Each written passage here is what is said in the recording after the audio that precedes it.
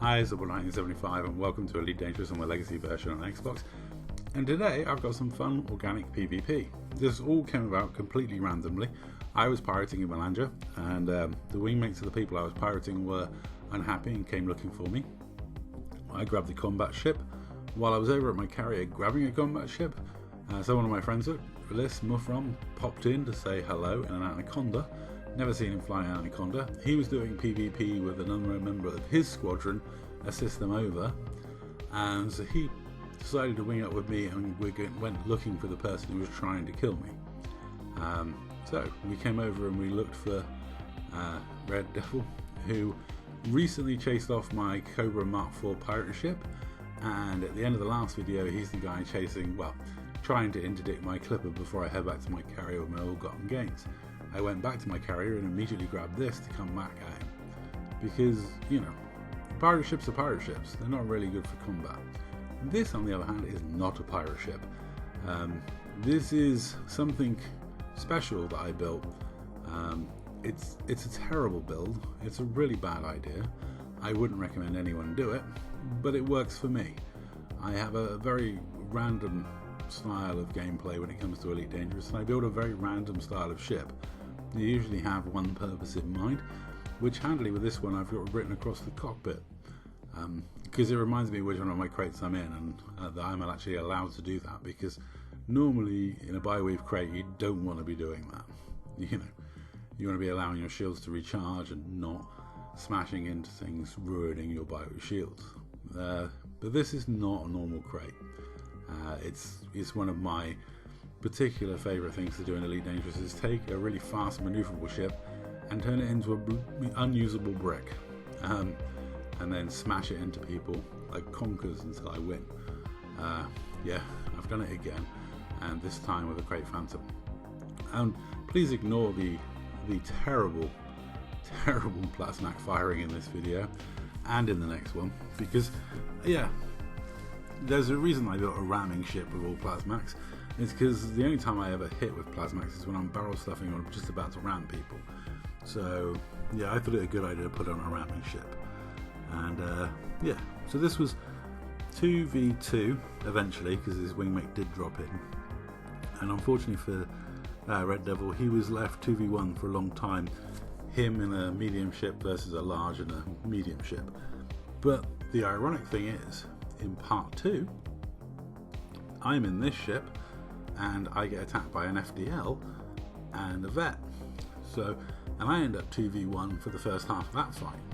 So we've got the absolute reverse of this in the second video. So that's cool. And that's the thing with organic PvP, you just kind of have to take it as you get.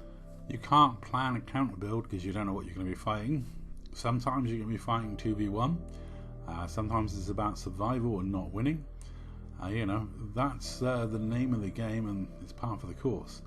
And yeah, don't fly in a straight line when you're trying to escape. That's a good tip, because I didn't do any targeting of drives. I don't know if my wingmate was, but certainly I wasn't. And I think the thrusters went, because I've just drifted past this ship. I expected it to still be moving more than that, but yeah, I think his drives went out, even though I'm not bothering to check. I'm just going to wing it around, take the last 4% off with a nice chunky hit of plasmacs. Very satisfying when you hit with the plasmacs, but not something I do very regularly, because, you know, I'm a gimbal scrub and I'm happy to admit it. I'm not the best when it comes to plasmacs, and yeah, I don't know why I was doing firing them then, but it's been a long time since I've been doing since I've done any like PvP in Elite Dangerous on the legacy version on Xbox, and it's been a long time since I've had so much fun doing PvP on the legacy version on Xbox. So GG Fulu and Red Devil, this was great fighting. Thank you very much to MuthaRom for joining my wing, and yeah, it was two very fun fights. The second one I bring to you is a lot closer. The first fight was that they got caught unawares. They went away and picked different ships they were more comfortable with, ships they thought they had a better chance of winning it. So that makes the second fight more interesting, because, you know, it happens in ships they're prepared to fight these ships in, and MuthaRom actually switched out and swapped to a medium as well, so it ends up being we're in the 2 mediums versus a big and a medium. So yeah, all in all, that's the fun of organic PvP. You never know what you're going to get. Plus it's quite fun. I can bring you the entire fight.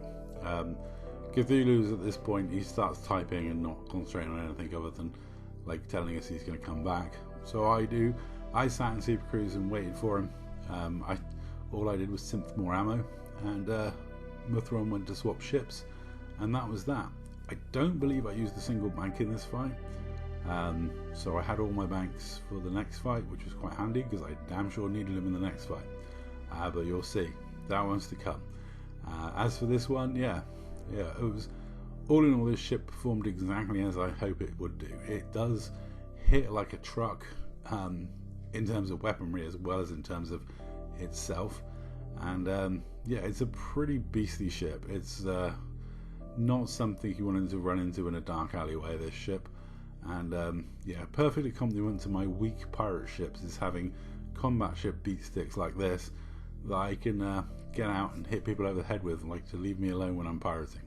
But anyway, that's all for me talking in this video. We'll leave Cthulhu to jump out and escape, and I'll see you in part 2, the tough fight for me. Anyway, that's all. Thank you very much for watching.